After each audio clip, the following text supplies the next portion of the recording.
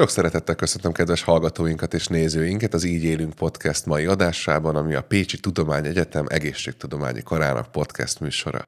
A mai vendégünk Takács Petra, a TP Makeup brandnek, social media brandnek a tulajdonosa. Petra, nagyon köszönjük, hogy eljöttél. Hát én köszönöm a meghívást, ez egy érdekes, még ilyen podcasten nem voltam. Nem voltál még soha ilyen podcasten? Hát egyen már voltam, de az nem volt ennyire podcast, úgyhogy most én is egy kicsit izgulok, pedig sokat ültem már kamera előtt, de... Szerintem egy nagyon hivatalosra csináltuk ezt az egészet, szóval ilyen nagyon podcastes, ez való igaz. De nem, amúgy szerintem tök jó, meg azért ez mindig jól esik az ember lelkének, hogyha így érdeklődnek iránta, vagy az életútja iránt. Tényleg, hát meg egy nagyon sikeres üzletasszony, vagy talán így mondhatom. Jaj, ez nagyon... Jó, ez egy de remélem, hogy jól esett. Szóval igen, nagyon sokan követnek YouTube-on, TikTokon, Instán. Igen. Hát azért itt egy elég nagy. Amiről én első körben szeretnének kérdezni, hogy hogyan vágtál bele ebbe? És mondom is, hogy miért. Ugye te főleg sminkeléssel kapcsolatos dolgokkal foglalkozol kifejezetten, amikor a TP Make-upról beszélünk. Most már nem csak azzal, de úgy indult, igen. Aztán, vagy akkor meséljem el hogy indult ezzel? Konyhától? Vagy kályhától, nem konyhától. Igen. Hát ugye, amikor ez az egész... Tehát ugye mi így a közgázjog kapcsán ismerkedtünk igen. meg, akkor találkoztunk először. Én egyébként nagyon sok ideig, több mint 10 évig versenytáncoltam, ilyen latin-amerikai standard táncok, és ott már ugye volt a sminkelés, ez a színpadi smink, meg stb. De én táncművész akartam lenni, és hát mondták a szüleim, hogy ezt így ne annyira, ezt sosem fogom elfelejteni ezt az édesanyámnak ezt a mondatát, hogy édeslányom, te túl okos vagy táncos nőnek, ami egyébként egy bók, de mellette egy inzultus is, és akkor jött a közgáz, mert hogy akkor, hát jó van, akkor mi legyen, jó vagyok macekból, jó vagyok angolból, akkor legyen a közgáz, akkor elmentem közgázra, és akkor ugye jött alapképzés, mesterképzés, közben én már projektmenedzserként dolgoztam. Milyen projektmenedzserként? Pályázatos? Informatikai cégnél. Aha, oké. 3,5 évet, és akkor... Pont egy időben ért véget a mesterképzésem, és ért véget az a komoly kapcsolatom, és így rohadt sok időm lett hirtelen. És akkor úgy voltam vele, hogy mindig imádtam ezeket a sminkelős, így lógtam a YouTube-on meg minden, és hogy ez annyira érdekelt, és hogy legalább ez visszamaradjon a táncból, és ez egy ilyen tök kreatív dolog. Mondtam magamnak, hogy jó, adok magamnak egy évet. És megpróbálom ezt az egészet, és mondom, hát hogyha egy év után ezt így senkit nem érdekel, és azt érzem, hogy rohadtul nem kíváncsiak rám, akkor hagyom az egészet a francba. Tehát akkor fogtál, félredobtál mindent az életedbe, és úgy döntöttél, hogy akkor mivel ez ilyen álom, ez az álmod volt tulajdonképpen? Igen. És akkor évig megéled az álmodot úgy, ahogy van. Valahogy belül azt éreztem, hogy nekem valami kreatív munkát kell csinálni. Tehát, hogy ez az Excel tábla tologatás, meg ez a projektmenedzsment, ez nekem így nem. Tehát, hogy így nem elégített ki.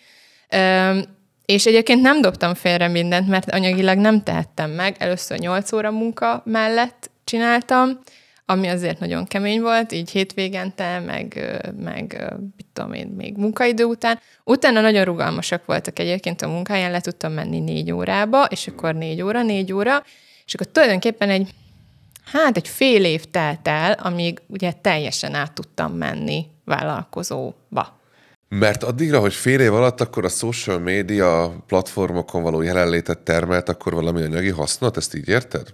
Nem, akkor én még csak a sminkeléssel indultam el. Jó, hogy akkor te konkrétan egy kicsi asztalon Ezt félreértett. Igen, nem, akkor én még csak ezzel indultam, és annyi volt a social media jelenlétem. Már valahogy egyébként akkor is éreztem. Csináltam magamnak egy ilyen 50 napos kihívást a Facebookon, és 50 napig minden nap posztoltam sminkeket, amit körülbelül 10. nap után egyébként elküldtem magamat oda, hogy ezt az ötletet, tehát annyira megszivattam magam, hogy ez hihetetlen, mindig modellt keresni, meg meg csinálni, meg posztokat, meg stb. Szóval valamilyen szinten én már akkor ott ezzel elindultam, és lett annyi vendégköröm, meg egyébként közben tudtam egyébként pályázni is, tehát ezt is azért nagyon fontos elmondani, hogy nyertem is egy ilyen vállalkozásindításos pályázatot, tehát erre azért jó volt a közgáz, meg így a projektmenedzsment. Hogy ezt meg tudtad magadnak írni. Igen, hogy ezt meg tudtam magamnak írni, és akkor ez így bejött, és akkor utána elmentem saját szalomba, akkor én még belefogtam ilyenekbe, hogy mit tudom én, szempilla, szemöldök csinálás, próbáltam magamat fenntartani, de még mindig tök offline voltam ahhoz képest, ahogy most vagyok. És amikor egyébként így beindult a social media, és tulajdonképpen egy ilyen offline kis szalomból, hogy jönnek a vendégek, én csinálom, és ebből keresek pénzt, lett így már akkor is amúgy ez a TP Makeup, ez megvolt, ezt valahogy így kitaláltam magamnak, és akkor ez így az elejétől fogva én így hívtam magamat. Az akkor jött ez a social media, amikor indult a Covid. Aha. És bezártak minket hónapokra. És akkor nem is tudtál alapvetően teljesen nem tudtam dolgozni, és ugye amikor mindenkinek jött ez a szépségiparban, hogy akkor kész, vége, meghalunk, mindenki bezár, mindenkinek elmegy a pénze, és soha nem lesz itt már semmi. Volt egy ilyen nagyon nagy pánik. Ez nem is annyira köztudott, hogy a szépségipart is ilyen keményen oldalba rúgta a Covid. Igen, eléggé. A vendéglátóipart mondjuk. Hát a vendéglátóipart még jobban, mert ők sokkal tovább voltak bezárva, csak én azt gondolom, ez meg egy kicsit ez egy ilyen éles vélemény, de szerintem a szépségiparban dolgozók, ezek a szépségiparhoz értenek, a vállalkozáshoz nem. Tehát azért az, hogyha valakit bezársz 1-2 hónapra vállalkozóként, az nem kellene, hogy abban csúcsosodjon ki, hogy akkor itt most üzleteket zárunk be, és tehát azért 2 hónapig... vállalkozó tud túlélni, úgy érted? Hát szerintem azért 2-3 hónapig kéne. Szóval, ha nincsen 2-3 hónapos plusz bevételed, vagy tartalékod vállalkozóként, akkor én azt gondolom, hogy valamit nagyon rosszul csinálsz. Értem. Mert ez kell, hogy legyen, mert bármikor bármi történhet. És akkor már ilyen Facebook csoportok jöttek létre, meg még mit tudom, és akkor én így odaírtam, hogy egyszer, aztán kiléptem, hogy mondom, most oké, hogy szidjuk ezt a szerencsétlen Covidot. De hát mondom, és ha egyszer eltörik a kezed, vagy elüt egy autó, és nem tudsz dolgozni 8-10 hétig, akkor mi van? Akkor kit fogsz hibáztatni az autót? Szóval, hogy ilyen karakok mindig jöhetnek, és ezt szerintem nagyon fontos így észben tartani, hogy több lábon kell állni. Na és amikor jött ez a krak, és nem tudtunk mit csinálni, és be voltunk zárva otthonra, akkor jött nekem ez, hogy ha már ennyire imádom a YouTube-ot, és akkor a YouTube videókat, meg minden, és egyébként ez ezzel indult, akkor csináljunk, akkor próbálom, és akkor ha. És még egyébként csináltam ilyen online tanfolyamokat is, amit egyébként ez majd szeretnék még kibővíteni, hogy valamiből az ember pénzt is tudjon keresni. És akkor így indult. Mert a YouTube-ból nem lehet? Hát lehet a YouTube-ból is pénzt keresni, de azért nem annyit, amennyi eltart. Szóval nagyon sokan azt gondolják, és ez szerintem egy ilyen nagy félreértés, hogy minket ezek a felületek csak azért, hogy mi ott vagyunk szépek, okosak, nem tudom, csináljuk a nagyon vicces, szuper jó videókat, majd rommá fizet a YouTube, meg az Instagram, meg a TikTok, meg a minden. És nem. És nem. Tehát egyedül ugye a TikToknál Amerikában van egy ilyen, hogy Creator Fund, ami csak az amerikai tartalomgyártókat egyébként ugyanúgy fizeti, mint ahogy a YouTube, sőt, sokkal jobban.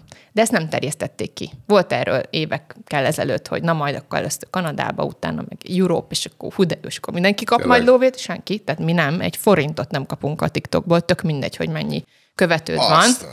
Igen, ezt nagyon kevesen tudják, semmit, csak az amerikaiak kapnak. És a YouTube is, van egy lista, világ összes ország, ahol YouTube van, mi alulról a harmadikak vagyunk a fizetésben. Mi kapunk a legkevesebbet per nézőszám a YouTube-tól. Tehát még ez sem egységes. Mert a YouTube azt méri fel, hogy a te közönséged mennyire vásárlóképes, ha ő kirakja oda a kis videóit, vagy a reklámjait a kis videóid elé, abból mennyire valószínűleg lesz vásárlás, és milyen mértékű vásárlás lesz. És ez alapján van egy dollár, hogy te mennyi dollárt kapsz egy megtekintés után. És mi a leges legkevesebbet kapjuk, tehát tőlünk már csak 2-3 országban kapnak kevesebbet. Amiből igazából a social médián, ha már elkanyarodtunk erre, pénzt lehet csinálni, azok az cégekkel való együttműködések. Tehát gyakorlatilag, csak hogy akkor így öntsünk tisztázít a pohárba, mert egyébként tök jó, hogy erről beszélünk, meg én amikor fölhívtalak, hogy miről dumáljunk nagyjából. Igen, hogy akkor erről beszéltünk. Mert hogy erről senki nem beszél. Erről senki nem beszél. Igen, ezt így tartogatják, igen, hogy akkor gyakorlatilag azt mondod, hogy nem nagyon lehet megélni abból, hogy mutogatod magad az interneten, hanem hogy a rád irányuló figyelmet kell valahogy piacosítani. Igen, tehát de nyilván azért, amikor ezt a kifejezést mondjuk, hogy influencer, ennek már van egy nagyon negatív töltete. Na és te az vagy például? Hát igen, de nem tudom magamat máshogy, mivel én most már bőrápolással kapcsolatban is posztolok, mert közben elvégeztem a kozmetikusit is, mi skinfluencerek szoktuk magunkat írni. Skinfluencer, hogy egy kicsit el tudjuk magunkat különíteni attól a tipikus influencertől, aki konkrétan önmagáért követ. Ja, és ez lesz az a határvonal. Ez lesz az a határvonal, amit én így megpróbálok egyébként nagyon meghúzni, tehát én ezt mindig el szoktam mondani, hogy igen, influencer igen, de hogy én szakmai tartalmakat osztok meg. Tehát engem nem azért követnek, hogy nézzék, hogy mit vettem fel ma, meg mit ettem reggelire, hanem azért, mit vittem magamra, és what's in my bag, és akkor tehát, hogy én ezt nem csinálom, hanem én ugye konkrétan sminkeléssel, bőrápolással kapcsolatos, félig-meddig tudományos videókat osztok meg, és ezt az én tudásomat teszem úgymond olyan szinten pénzé, hogy vannak ugye márkák, akikkel együttműködöm, akik fizetnek azért, hogy én az ő termékeiket kipróbáljam, ha úgy van, akkor mondom, hogy oké, rendben, és akkor hajlandó vagyok vele valamiféle tartalmat csinálni.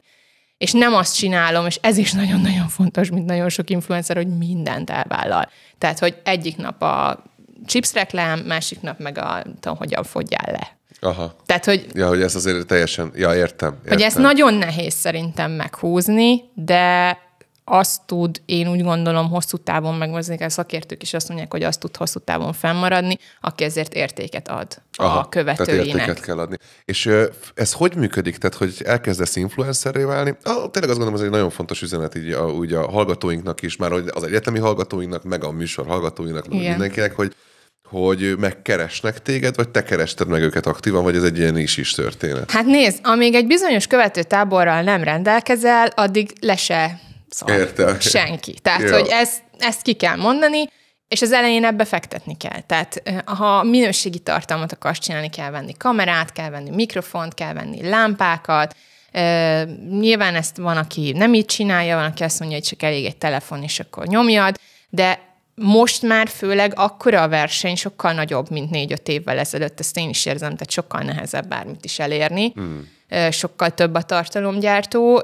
Ha minőségi tartalmat akarsz, akkor ezt ezekkel tudod elérni. És akkor egy ideig gyártod, és akkor jönnek, vagy hirdetsz, vagy organikusan az emberek, és akkor egy idő után már leszel ilyen úgynevezett mikroinfluencer. Mikroinfluencer, milyen kifejezések vannak. Igen. Hát ez az egy-két pár ezer ember, de tehát, hogy azért már látszik, hogy te valamit leteszel az asztalra, nyomod ki a kis tartalmaidat, lehetőleg követgetnek, és akkor hát én úgy csináltam, én nem vártam meg, hogy bekopog, vagy nem tudom, repüljön a sült galamba számba. Okay. Én azért, amikor már úgy éreztem, hogy most már, akkor azért úgy ráírogattam egy-egy cégre, és nyilván hát 10-ből mondjuk 1 vagy 2 válaszolt, kisebb cégekre, webshopokra ide-oda, hogy nem lenne kedvük. És nyilván azok közül, akik válaszoltak, abból is mondjuk 1-nek volt kedve, és akkor én így elindultam így. És akkor még mindig csak nagyon-nagyon kicsi pénzt tudsz ezért elkérni. És ahogy ugye egyre nagyobb leszel, és egyre úgy épül fel ez. Tehát ez is tulajdonképpen egy vállalkozás. Lehet valakinek rohadt nagy mákja, hogy valami hülyeséggel egyszer csak berobban. És virális lesz egyetlen. Hát ez a hack to a girl.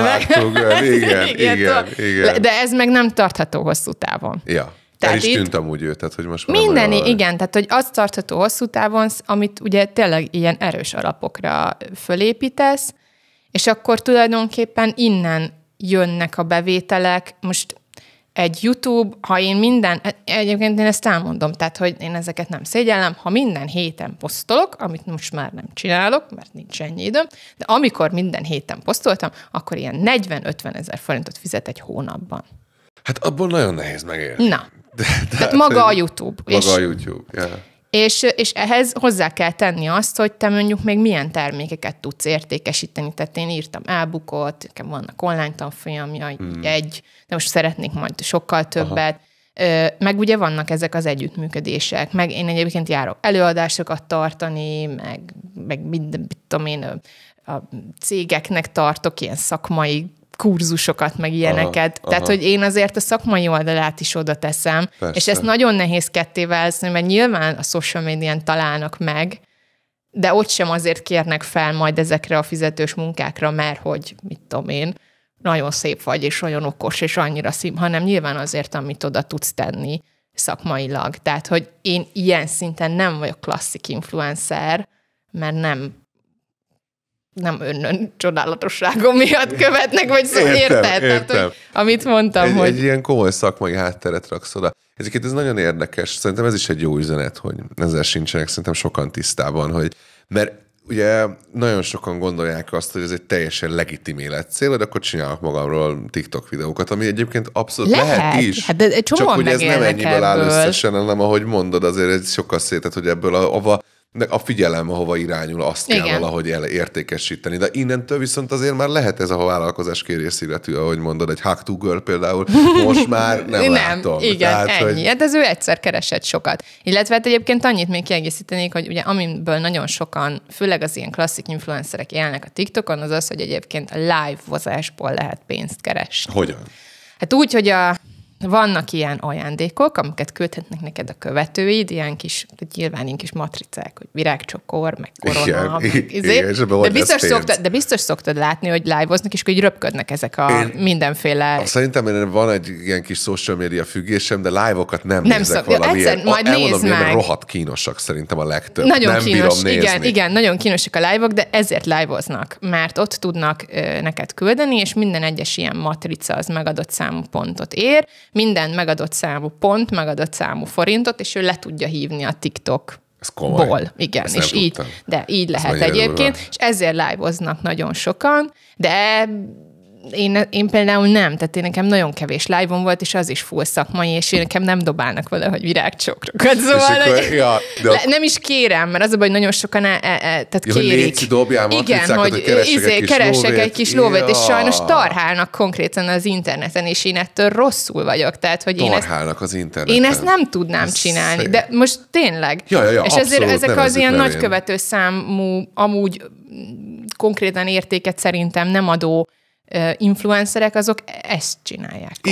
Igen. Lehet, hogy azért ilyen teljesen nézhetetlen ez a live, de aztán mégis meg lehet belőle ezek szerint. Meg megbotránkozni. Nagyon sokan ugye megbotránkoztató, vagy valami olyan hülyességet csinálnak, hogy sokan nézzék, és akkor sokan nyomják. De hát ezeket ugye főleg tinik, meg és akkor ezt belegondolok, hogy szerint honnan van pénze? Tehát az anyjátok kér azért pénzt, hogy... várj, azt hittem, hogy a TikTok fizet ki, tehát hogy én pénzért tudom a csokrot küldeni neked. Te pénzért megveszed a csokrot, okay. A csokrot én pénzért megveszem a csokrot elküldöm neked, és te azt a csokrot pénzre tudod váltani. Tehát és bizonyos százalékát kapom meg, valamennyit meg levesz a biztos valamennyit levesz, nem tudom, én még ilyet soha nem csináltam, úgyhogy nem tudom, hogy mennyi százalékot vesz le, de konkrétan egyébként ez van, ezért is sírnak általában az influencerek, amikor letiltják őket a live-ozásról, mert ha valami olyasmit csinálsz, hogy ugye sérted az irányelveket, igen, akkor x ideig nem live-ozhatsz, és akkor nem tudnak.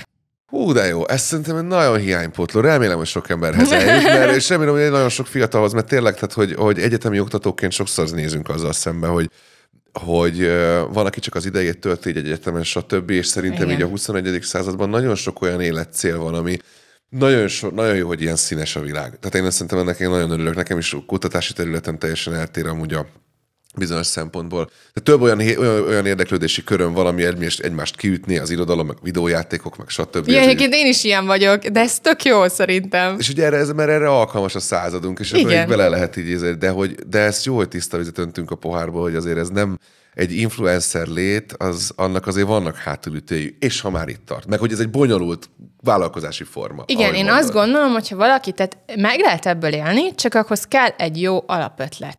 Okay. Tehát, hogy én mit fogok adni, ahhoz mondjuk milyen együttműködők tudnak idővel, amikor már releváns leszek, kapcsolódni, milyen egyéb olyan produktumot tudok esetleg eladni a követőimnek, amivel értéket adok nekik, hogy e-book, meg mit tudom én, ilyen kurzus, olyan tök mindegy. Én mondjuk például ilyen online, de hogy egyéni tanácsadást is tartok, meg ilyesmit. Tehát, hogy nem szabad azt gondolni, hogy tehát nagyon-nagyon kevés az tényleg, aki öncsodálatosságából megél, és az is csak azért, mert vannak ugye együttműködései, és akkor egy idő után bejut a, nem tudom, tévébe, meg ide-oda a moda, tehát vannak ilyenek. most így neveket nem akarom. Igen, de hogy ez a 0,001%, a többi az meg igazából abból él, hogy ő tényleg tud valamit adni. És ezt kell átgondolni, hogy én mit tudok csinálni, vagy mit tudok adni úgy, hogy ez fenntartható. És te végig ilyen tudatosan készültél erre? Tehát pontosan tudtad azt, hogy szakmai tartalom, hogy nem akarod elértékteleníteni magad, nem reklámozol chipset, meg egy diétát. Igen. És én nagyon sokat egyébként... Ez lassabb fejlődést tesz akkor lassabb, lehetővé. De fenntarthatóbb. Tehát sokszor kaptam meg Redditen. Igen. Én már Redditen is fenn vagyok egyébként. Lehet rólam kedves dolgokat olvasni, majd erre kitérünk. Tehát, hogy én például az egyik, és eladja magát, és akkor már minden szart reklámoz. Én nagyon sok együttműködést visszadobok egyébként. Aha. Tehát rengeteget. Nem is tudják, hogy mennyit. És kifejezetten pont ezért, mert van egy ilyen van egy vonal, ami alá nem szeretnél követni, és akkor abban nem akarsz. Igen. Jó, na, hogyha már itt tartunk, ez egy fontos kérdés, hogy akkor azért influencer létet, nekünk van ez a kis podcastecskénk, meg van egy Facebook oldalacskám, meg ilyesmi. Tehát itt már brutális támadásokat kaptunk. Volt nálunk médiaszakértő, a Guld Ádám, hogy elmondta, hogy ez miért van, mindenkinek ajánlom azt az adást is, hogy ott hogy azért van, mert amit a Mike Tyson mondott, hogy azért van ilyen sok gonosz kommentelő, mert senkit nem vágnak szájba akkor, amikor ír egy kommentet. Igen. De... Ezzel tudok azonosulni. Ja, hogy milyen... Először is érte ilyen támadást téged? Ha igen, akkor hogy tudtál ezzel megküzdeni? Mit tudsz ajánlani megküzdési stratégiának? Mesélj erről az egész komment őrületről egy picit. Ér a mai napig is. Amikor az ember szerintem megkapja, mindenki tudja, hogy ilyen lesz. Hogy majd jönnek a trollok. Ja. Én így szoktam őket hívni. Hogy amúgy az egész világon jönnek a trollok, igen. De hogy amikor azért ez így először utolér, amikor ezt először megkapod, akkor biztos van olyan ember, aki ezt így, de azért az úgy mélyre megy. Szóval, hogy én is emlékszem, amikor én kezdtem a TikTokot, akkor még egyébként majdhogy nem mindenki kiröhögött, hogy TikTokozok. Nagyon akkor indult még a TikTok.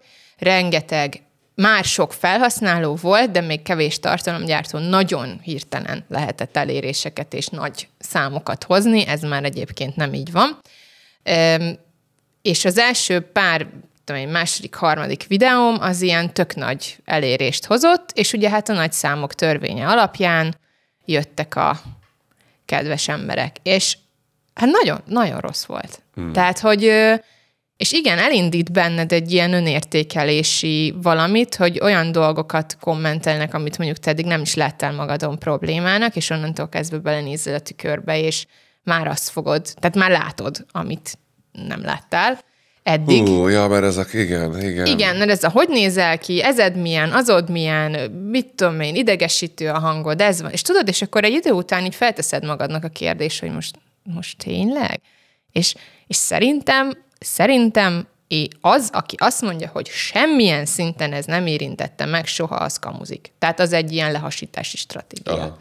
Tehát biztos, hogy megérint, mert egy idő után átüti a falat. Szóval... Van egy gangster rapper Magyarországon, a Tirpa, és ő volt a Telexnek a podcastjében, és azt mondta, hogy őt is megérinti. Na most akkor azért, akkor szerintem ez egy jó példa. Ennyi, tehát aki őszinte, meg hát emberek vagyunk, basszus. Szóval én nem tudom, hogy mit feltételeznek nagyon sokan, azt gondolja, mert ugye ez szokott jönni nagyon sokszor, hogy hát de hogyha kirakja magát az internetre, akkor vállalja, akkor ezt vállalta. És így azért, mert valaki kirakja magát az internetre, az őt feljogosítja arra, hogy egy paraszt legyen. Ja, igen, meg szóval, hogy miért kell másba beletörölni a lábad, mert ő szerepel. Ez egy jó kérdés. Igen, tehát, hogy, és ez szerintem egyébként irítségből fakad. Tehát, hogy nagyon sok ember szeretné ezt csinálni, nagyon sok ember szeretne szerepelni, sok ember szeretné, ha ráirányulna bármilyen szinten is a figyelem, mert most bocsánat, de nyomorult életében semmit nem kap ebből. És ezért, amikor meglát valakit, akinek ez megy, akkor mi az egyetlen dolog, amit tud tenni, hogy egy picit odaszúr, hogy egy picit árt neki, hogy egy picit dögöljön meg a szomszéd tehene, érted? Tehát, hogy kicsit neked is legyen rossz. És sajnos nagyon sok ilyen ember van, és ebben mi magyarok egyébként szerintem nagyon rosszak vagyunk, szóval. Azt nem tudom mondjuk, hogy világviszonylatban kiemelkedő. Ezt nem tudom, kutatást én se végeztem, de szartenger, ami itt megy. Ez az irigység, mert ez irigysségből fakad, illetve abból, hogy... Dű. Így van, ebből mindenből, ami ugye, mondjuk ő frusztrált a saját életével kapcsolatban, és akkor kinéli ki, nyilván az online világban, mert amit mondtál, hogy az életben nem tud oda menni, nem fogja neked az utcán azt mondani, hogy... Meg még a személyes kontaktus, tehát hogyha mondjuk elképzelhetetlen lenne, hogy fizikai atrocitásig viszünk, akkor is mást mondunk ki személyesen. Persze. Én nekem egyszer tehát, hogy az Alföldi Robis podcast alatt ott azért eléggé kaptam a savatot. Volt olyan, aki azt írta, hogy el kéne venni a diplomámat is, meg a végzettségek, a PhD-mat, mindenem, fokozzanak meg mindentől, mert neki nem tetszett a podcast. Tehát, tudod, és ezek annyira, azt már nem tudom nem a nyílt, teljes szintiszta rossz indulattal azonosítani, meg a igen, csak tudod, ez meg egy ilyen szörnyű lenyomata tényleg a társadalomnak, hogy így bántjuk egymást úgy, hogy alapvetően, mert ennek semmi célja nincs, mint hogy bántson valaki valakit.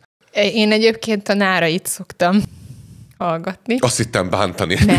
Nem. Imádom, igen. Annyira jó megfogalmazásai vannak ezzel kapcsolatban, és ő mondta egyszer egy ilyen beszélgetésben, hogy olyan, hogy építőkritika, olyan nincs. Mert nagyon sokan ezzel szoktak takarózni, hogy hát de ez csak építőkritika.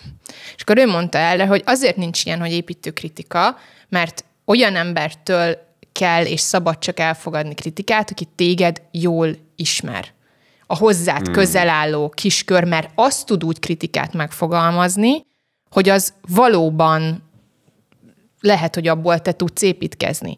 Ott meg vagytok már olyan viszonyban, hogy te fogod kikérni az ő kritikáját, mert nem fog oda menni hozzád a barátod, hogy csak azért is beléd rúgjon. És innentől kezdve az összes többi ember, aki viszont téged nem ismer, annak a kritikája nem helyén való, nem releváns, nem lát belőled annyit, hogy egyáltalán jó kritikát meg tudjon fogalmazni, és akkor ugye erre mondta ő, hogy jön oda valaki, hogy akkor ezeket a kritikákat megfogalmazza, és ebben egyébként én ezzel próbálom sokszor nyugtatni magam, hogy nem ismer engem, nem lát belőlem annyit, és innentől kezdve a kritikája nem valid.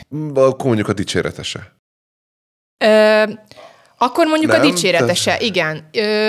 Én egyébként a dicséretek, tehát én ugyanígy vagyok a dicséretekkel is, hogy megköszönöm, egyébként baromira jól esik, nagyon jó, hogy ezt valami... Könnyebben beengedi az ember, hogy jól sikerült valami, mint a rosszul. Igen, de ott is azért ezt így meg kell magadnak szabni, hogy nem száll szelettől. Tehát nekem is voltak ilyen időszakok, amikor azt gondoltam, hogy azt utána bebizonyosodott, hogy nem. Hogy tudtad, megfogott az élet? Vagy hogy bizonyosodott be a után, hogy mégse? Hát igen, kapsz az élettől azért olyan jelzéseket, hogy nem biztos, hogy szartad a spanyol viaszt, tudod? Tehát felpofozott egy kicsit néha az életedben. Igen, és ez kell is szerintem. Tehát, hogy amikor már azt gondolod, hogy de már semmit nem vállalsz el, meg neked már mindent lett. Jó, én az ilyen extremitásig nem mentem, de azért voltak ilyenek. Akkor azért nyilván, most például csak ez, hogy például a TikToknak tökre megváltozott a természete. Sokkal nehezebb már elérést produkálni. Tényleg? Ezt nem tudom. Igen, sokkal több a tartalomgyártó, rengeteg, tehát nagyon sok a tartalom, és egyszerűen elveszel a zajban. Tehát régebben, amikor én kezdtem, ugye 4-5 évvel ezelőtt, akkor ez még nagyon, nagyon a másik oldala volt. Nagyon egyszerű volt. És erre úgy rászoktál. Aha. Hogy te bármit kimondtál, azt megnézték 25 000-en, meg 50 000-en, meg volt olyan videóm, amit organikusan megnéztek millió fölött, érted? Aha. És most azért kaparni kell rendesen, és nagyon nehéz, és nagyon oda kell tenni magad, és stratégia, és Szóval például ilyen szinten amúgy visszanyal a fagyi, hogy azt hiszed, hogy... És közben kiderül, hogy nem, igazából csak kevesen vagytok, és most, hogy már sokan vagytok, azért neked is oda kell rendesen tenni magadat. És ugye ez azért egy ördögi kör, mert kevesebb elérés, akkor már az együttműködések sem fognak úgy jönni, akkor nem tudsz nyilván úgy keresni ebből az egészből, főleg, ha még meg is válogatod az együttműködéseket, és mondjuk csak minden harmadikat fogadod el, tehát hogy azért ez így igen. Nem lehet ez egy egyszerű. Mennyi videót kell ahhoz csinálni, hogy a felszínen maradj ezekre a platformokra? Van ilyen naptárad, amiben ki van tűzve, hogy mikor posztolsz, vagy hogy... Ennyire azért nem vagyok tudatos. Az együttműködéseknek ott nyilván megvan, hogy azt mikor kell, tehát, hogy ilyen nincs, illetve én azt próbálom balanszírozni, hogyha van x darab együttműködésem, akkor legyen x plusz 2, ami meg csak simán nem szponzorált poszt, és csak azért csinálom, hogy ugye ténylegesen segítsek Tehát heti 2, ezt ugye? Nem, de hát most mit tudom, egy hónapra lebontva. Ja, de hát figyelj, ha haladni akarsz nagyon a TikTokon, akkor naponta posztolni kell, sajnos. Azt mondta a Farkas Levente András is. Instán szerintem ilyen heti 2 azért az minimum, de sztorikat azért kéne kitolni naponta, ebben én se vagyok annyira jó, de most én se tudok ennyit. Tehát azért van egy gyerekem, szóval... Na, ezt akartam igen, tehát régen én nagyon heti egy YouTube, minden nap TikTok, volt, hogy naponta 2, és akkor azért úgy dübörögtem. Most már annyira nem dübörgök, de most majd visszatérek. Mennyire függőség ez az egész social médiában, mutogatom magam, téged nem érint? Volt egy vendégünk, egy másik influencer hölgy, ő akkor gymfluencer, ha te skinfluencer vagy, ő gymfluencer talán. Ez nagyon jó. Ezt még nem hallom, ezt el kéne most találtam ki. Ezt a termet el kéne adnod, így az ez nagyon jó. Igen? Szóval ő egy gymfluencer, szívesen, ha ezen túl valaki használja. És ő például azt mondta, hogy azért nagyon sokszor előfordult az életében, hogy minden egy contenté vált. Előfordul ez veled is, hogy minden egy content, hogy lépsz az utcán, mész, ebből lehetne egy videó, ebből kéne egy videó. Rányomja, és hogy ez előfordult, és hogy rányomta a bélyeget, erről kíváncsi. Szerintem ez személyiségtípus kérdése. Egyébként amúgy az egyik legjobb ilyen tanácsadók, ilyen tehát akik ugye tanácsadók, igen. Pontosan ezt mondják, hogy minden content. Tehát, hogy ne gondold túl, mert mindenből lehet contentet csinálni, és hogy ugye már nagyon sokan ezen stresszelnek, hogy mit osszak meg. És mondják, hogy minden content. De hogy igen, tehát, hogy egyébként ez vissza is üt. De én a másik oldala vagyok. Tehát, hogy én nagyon sokszor sokalok be. Ezért sokszor el is tűnök hetekre, vagy régebbi videókat rakok ki, mert egyszerűen nincs kedvem hozzá. Szóval, hogy én nem vagyok, én azt hittem fiatalabb koromban, hogy én nagyon extrovertált vagyok. Nem. Megtanított a social media. Nem. Én egy extrovertált, introvertált vagyok. Szóval, hogy aki így kis mennyiségben így bírja ezt, meg szereti, de hogy ugyanakkor meg amúgy a saját életemet védem, és nagyon, nagyon sokszor nincs kedvem. Nincs kedvem saját magamhoz. Nincs kedvem a saját hangomhoz. Nincs kedvem megvágni a videót, nem akarom látni magamat, behányok magamtól. Tehát, de tényleg, tehát van ilyen azért, amikor megvágsz egy TikTok, vagy mondjuk egy YouTube videót, és ott nézed magadat az utolsó pórusodig 2-3 órán keresztül, mert te vágod és te csinálod, akkor azért utána szerintem minden egészséges emberben jön egy ilyen, hogy tehát, hogy így nem akarom magamat hallani, tehát rosszul vagyok magamtól. Szóval, hogy én inkább ezt élem meg, és nekem inkább hajtani kell magamat előre, hogy de igen, csinálni kell, meg stb. Szóval nekem inkább ez a része, tehát hogy tudatosságot igényel az, hogy konzisztens legyek, hogy legyen kín mindig. Tehát például egyébként, amióta ugye terhes lettem, meg ugye megszületett a kisfiam, kihagytam 10 hónapot a YouTube-on. Nem volt időm erre. Nem tudtam úgy leülni, a rövid videókat le tudtam gyártani, arra volt annyi időm, hogy valahogy felszínen maradjak, de hogy ilyen hosszabb kontentet nem, és akkor most jövögetek így vissza, de hát most is tehát a heti 1-től attól olyan messze vagyok. Hogy... neked ezzel a kis mondani, valószínűleg inkább fordítva lesz ez, de ja, köszi. Jó, egyetlen egy filozófiai gondolatot engedj meg. Én vezetem ezt a podcastot, néha szoktam ilyeneket megejteni, sőt, hát jellemzően. Aztán térjünk rá a másikra, csak tudom, amit most mondtál, mert eszembe jutott valamit, hogy hogy az emberek attól félnek, hogy nem tudnak miből kontentet csinálni, úgyis mit posztoljak, és tudod, van George Orwellnek az 1948-ban írt regénye, 1984 címmel, amire, hogy ez arról szól, meg van film is belőle, biztos ismered, hogy átveszi a gondolatrendőrség lesz, hogy a kommunizmus, hogyha elterjed, akkor mindenkit kameráznak, meg már van gondolatrendőrség. És arra George Orwell sem gondolt, hallottam egyszer egy ilyet, ez nekem nagyon tetszik, hogy az emberek saját maguk fogják megvenni ezeket a kamerákkal, amivel figyelik őket, és attól fognak rettegni, hogy nem nézik őket. Mennyire durva lett ez a világ, mennyire megváltozik, és ezt most egy influencernek mondom, de akkor is ez egy érdekes dolog. Igen, de mondom, szerintem nagyon, tehát én ezért is nem tudnám ezt az úgynevezett lifestyle influencerkedést csinálni, amikor ugye mit tettem, hova mentem, mit csináltam. Nagyon durva terminológiákat ismersz. Tehát, ugye... Benne vagyok egy pár éve. Benne. Így ragad. Egyébként magam is meglepődök magamon, miket tudok. Szóval, hogy ilyet nem tudnék. Pont ezért, mert nekem vannak ilyen besokallási pontok. és ez az életben, tehát a magánéletemben történik valami, vagy bármitől lehet ilyen. Szóval ezt én így nem tudnám. Most ez a része nekem magamutogatás. Tehát, hogy ez tudom, ez erős, meg biztos valakit ez megbánt, de én is csak szakmai oldalakat követek, abszolút képtelen vagyok rajongni bárkiért azért, mert ő az ő. Aha. Tehát, hogy én fogyasztóként is azt keresem, aki nekem valami újat tud mutatni. Tehát, és ez bármi lehet, mit tudom én, house renovation videókat is követek, szóval, hogy, tehát, hogy bármilyen, és ez tök jó, és ahhoz meg jön egy jó személyiség, egy, mit tudom én, nézhető, kedves ember, akkor az már úgy tök jó, de hogy ezeket én, ja. Na, és mint nézhető, kedves anya. Hogy vagy ezzel? Mesélj ezekről az érzésekről, hogy van, egy beleszületik egy gyermek az életbe, ezt mondjuk tudom, hogy azok vannak érzések. Az egy hát krízis helyzet, stb. De hogy tudod ezt összeegyeztetni ezzel a karrier úttal? Hát amíg terhes voltam, addig én nagyon pörögtem, szóval hogy nagyon sokan nem is értették, hogy ezt én így hogy tudom csinálni. Utolsó utáni pillanatig én nyomattam ki mindent, mert úgy voltam vele, hogy nem tudom, hogy milyen hatással lesz rám, tehát amit meg lehet tegyünk meg amúgy én előre is gyártottam videókat. Aha. De hogy én azt gondoltam, és azért a család, meg a gyerekszületés, meg minden, szerintem az mindenkit segre ültet. Szóval, hogy te így azt gondolod, hogy majd, és akkor jön, és akkor megmutatja, hogy nem.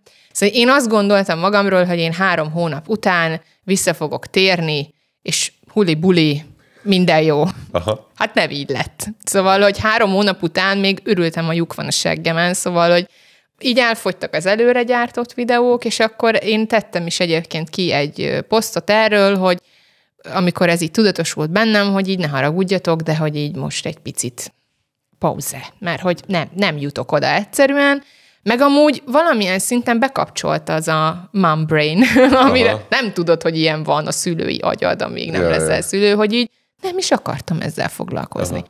Tehát úgy voltam vele, hogy egyszer a gyerekem 1 hónapos, 2, meg 3, meg minden egyszer, hogy most én erről lemaradjak. Szóval, hogy azért, mert hogy én folyamatosan azon pörgök, hogy és egyébként ez belülről őről amúgy. Aha. Tehát, hogy mert hogy akarod csinálni, de közben ott van a másik oldal, hogy nem már, mert ott is, és ez nagyon nehéz. Tehát ez nekem amúgy lelkileg a mai napig nagyon nehéz, hogy így feszíti a kettő egymást, és nagyon, nagyon nehéz között egyensúlyt találni. És akkor egy idő után, amikor már kicsit nagyobb lett, és akkor már így a mamák be tudtak segíteni, akkor jöttem vissza így szépen lassan egy-egy videó, stb. És most már egyébként az elmúlt pár hónapban nem fullgázon, de heti mondjuk 2-3 napot azt tudok dolgozni. De hát még mindig messze nem vagyok attól a mennyiségtől, ahol nyilván voltam előtte. Ez érezhető és veszítette nézettséget? Persze. Aha. Persze. És nyilván ez akkor belül szorít, szóval, hogy... Szorít belül. Azért nehéz ez, mert nyilván minden munkának van egy mérőszáma, mert időről időre azért csak elbeszélget veled a főnök, és akkor elmondja, nem tudom, a 4 éves értékelésem, vagy mit tudom, én nagyon keveset dolgoztam cégnél. Összesen 3,5 évet, tehát nem tudom. De hogy azért úgy időről időre rátszakad, de nem minden nap.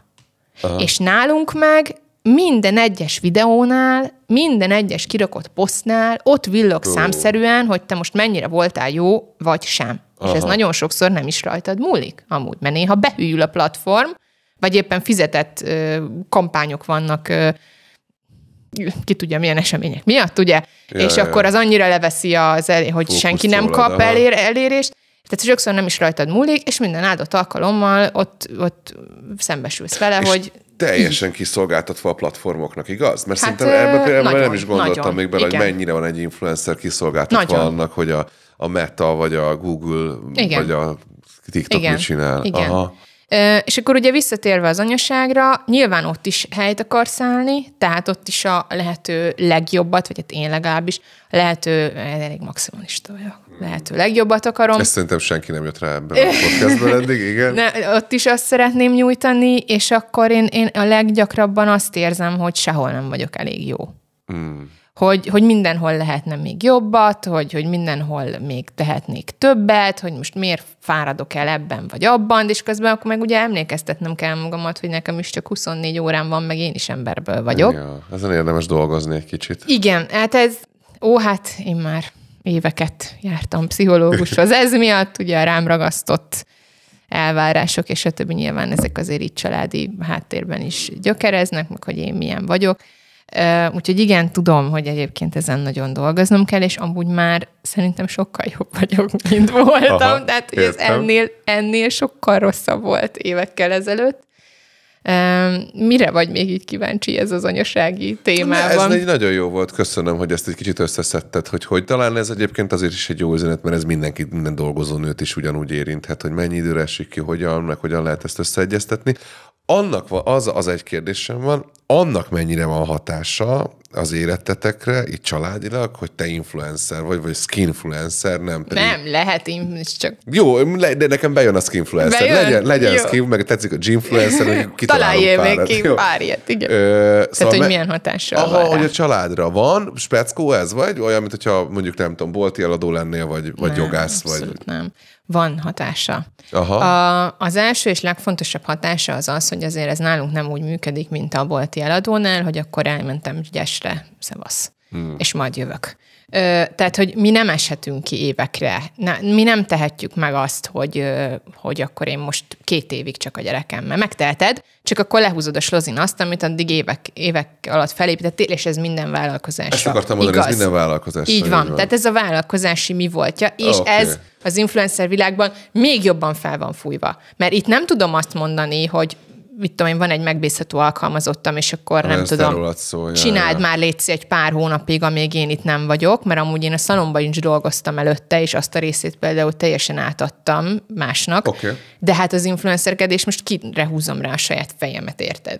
Senkire, tehát senki nem tudja helyettem megcsinálni. Szóval tehát, hogy én például... Hát ezt most lehet, hogy valaki ezért megkövez, nem tudom, majd anyacsoportokban, de hogy amikor beszéltünk erről a gyerekvállalás és a többi, nyilván jöttek nagyszülők, kéne unoka, mit tudom. Akkor én mondtam, hogy jó, lesz unoka gyerekek, de akkor segítetek. Mert én nem tudtam, hogy én úgy álltam neki, hogy tudtam magamról, hogy ezt én egyedül nem fogom tudni csinálni. Egyrészt a személyiségem miatt sem, másrészt a munkám miatt sem. Én nem tudok kiesni évekre, és akkor ugye mondták, hogy jó, oké, és akkor egyébként ez azóta így is van. Tehát, hogy nálunk ilyen kisfaluban nevelkedik a gyerek. Ez jó, szóval, hogy nem csak én vagyok vele, nyilván én vagyok vele a legtöbbet, de nem csak én vagyok vele. Egyébként tök jó szociális lett ez miatt a gyerek, tehát amúgy ezt mindenkinek ajánlom. Nem kell aggódni, nem kell ezen aggódni, bele fog ő szokni, egyébként imádja mindegyik nagyszülőit, dédszüleit, mindenkire vigyorog, szóval tök jó egyébként. Nagyon jól sült el ez az egész sztori. Úgyhogy nagyon, tehát már a 0. ponttól rohadt nagy hatással volt rá, mert tudtam, hogy muszáj. Olyan szinten nem, én azért nem vagyok, nagyon ritkán van az, hogy megállítanak az utcán, Budapesten sokat. Na, ezt akartam. Pesten többet, mint Pécsen? Igen. Hát egyrészt ugye nagyon sok a pesti követőm, másrészt meg ott szerintem hozzá vannak elszokva az emberek. Meg itt köszönnek, hogy Petra, mert itt ismernek, tehát ez egy kisváros, Pécs. Igen, de meg ott jobban bennünk van ez, hogy így oda mernek lépni. Tényleg? Igen. Tehát szerintem mindig, amikor fölmegyek, akkor de állítottak meg már pisilés közben a mosdóban is, szóval, hogy mikor éppen szenvedtem, hogy így begomboljam, fölülgombolós ruha volt rajtam, és akkor odalépett valaki, miközben próbált tartani a melledet, tudod, a ruhában, hogy nem te vagy az, és akkor úristen, ennyire ciki helyzetet. Szóval, hogy volt ilyen is, de ilyen szinten így nincsen hatással, inkább az, hogy azért nekem sokat kell eljárkálni, eseményekre, ide megyek, oda megyek. Nem vagyok egy ilyen klasszikus ősanya. Tehát, hogy ebben, de hogy amúgy természetileg se nyilván ez a természetem hozta a munkámat, és azt hozta ezt, de hogy ezzel úgy nálunk egyébként mindenki rendben van. Szóval hál' Istennek soha nem, se párom részéről se soha nem ért semmiféle kritika emiatt, sőt mindenki mondja, hogy ez így tök jó, és jó lesz, és beleszokik a gyerek, és stb. És akkor így amúgy nagyon gyorsan elrepül így az idő, egy órája beszélgettünk majdnem. A én kérdésem lenne még, hogy mit hoz a jövő egy skinfluencer számára? Imádod ezt a szót. Nagyon. Tehát, hogy ez hosszú távon, tehát, hogy meddig lehet ezt föntartod-e, csinálod-e, vagy egyszer csak visszamész könyvelni? Könyvelni, sose könyveltem. Jó, érted, hogy értem. Igen, ezen nagyon sokat gondolkodom én is, hogy ez mennyire fenntartható, és mire jutok, és meddig fenntartható ez, mert azért sokszor ez fárasztó, szóval az, hogy kint lenni folyton, és legjobb formádat hozni, és akkor is nyomatni, amikor rohadtul nincsen kedved hozzá, vagy éppen halálszomorú vagy bármi. Én azt gondolom, hogy nekem az egyik tervem az, hogy még ezeket az online tanfolyamjaimat, tanácsadásaimat, stb. Én ezt szeretném megerősíteni, mert nem akarok az együttműködésektől függni olyan szinten, tehát hogy szeretném ezt a bevételi forrásomat és ezt a fajta, a konkrétan az emberekkel való együttműködésemet erősíteni. Aha. Tehát ez az egyik oldal. Vannak még más dolgok is tervben, tehát például mikor éppen terhes lettem, akkor jött egy ilyen megkeresésem egy cégtől, mindegy, lelövöm, aztán majd lesz belőle valami lesz, lehetett volna egy saját márkám, egy saját... TP Makeup? Nem tudom, hogy TP Makeupnak nevezték volna, de konkrétan termékfejlesztésről lett volna szó, ami egyébként egy hatalmas vágyam volt, és hát azért ezt nagyon nehéz volt visszadobni, szóval, hogy mert egyszer nem tudtam volna. És a gyermekvállalás miatt dobtad vissza? Persze. Tehát nem tudtam volna azt. Akkor ott, abban az időben nem tudtam volna. Jó, szóval még ez is lóg a levegőben, hogy ha ebből valaha egyszer lesz valami. Illetve egyébként én kinézem magamból, hogy egyszer azt mondom, hogy elegem lesz, és elmegyek. Például mondjuk, mit tudom én, ilyen social media advisornek, vagy valamilyen tanácsadónak, vagy mit tudom én. Vagy és egy akkor... social media szótárírónak az alapján, amit itt összehoztunk. Igen. Tehát, hogy igen, még ez is benne van, hogy lehet, hogy egyszer elegem lesz, és azt mondom, hogy visszamegyek, és akkor én inkább maradok offline, és cégnél fogok dolgozni, de ezt még egyelőre így nem érzem. Szóval, hogy én inkább azon filózok mindig, hogy én még mit tudnék csinálni, és hogyan tudnék még jobban a saját lábamon állni. Hál' Istennek egyébként tök sok lehetőség megtalál, szóval inkább szeretném saját magamat fejleszteni, a szakmai részét, hogy mert én egyébként így nagyon szeretek ilyen előadásokat tartani, meg ez a szamasz, szóval, hogy ezt az oldalt szeretném, és hogyha úgy lesz, ahogy én szeretném, akkor ez a része fog erősödni. Úgyhogy nem tudom, hogy meddig lehet még ezt csinálni, vagy hogyan, de most még nem érzem azt, hogy ezt így feladnám, vagy fel tudnám adni, pedig azért már 4-5 éve csinálom. Ja. Takács Petra, hát nagyon köszönjük, hogy eljöttél, meg nagyon köszönjük, hogy ilyen őszintén beszéltél. Ez is egyébként így jól látszik, hogy gyakorlati skinfluencer vagy, mert nagyon tényleg, meg nagyon köszönjük az őszintességet. Légy ívós játékot csináljátok abból, ahányszor kimondja a Pali, hogy skinfluencer, akkor mindig igyatok egy shotot. Ja, vagy te jó, az úgy lehet, hogy kevés lesz, de ez jó. Jó, akkor bármelyikünk kimondja, akkor igyatok egyet. Jó, hát nagyon köszönjük, meg nagyon sok sikert kívánunk neked így a jövőben, mind az anyasághoz, mind a skinfluencerséghez. Még egy shot. Ja. Jó, és a mi kis követőinktől meg azt kérjük, hogy lájkoljanak, meg hagyjanak szép, kedves cuki kommenteket, meg... Jöhet minden. Gyere rám. Jó, Jó, köszönjük, szervusztok, sziasztok. Sziasztok. Nem is oly régen, egyszer egy lány, akinek terve se volt még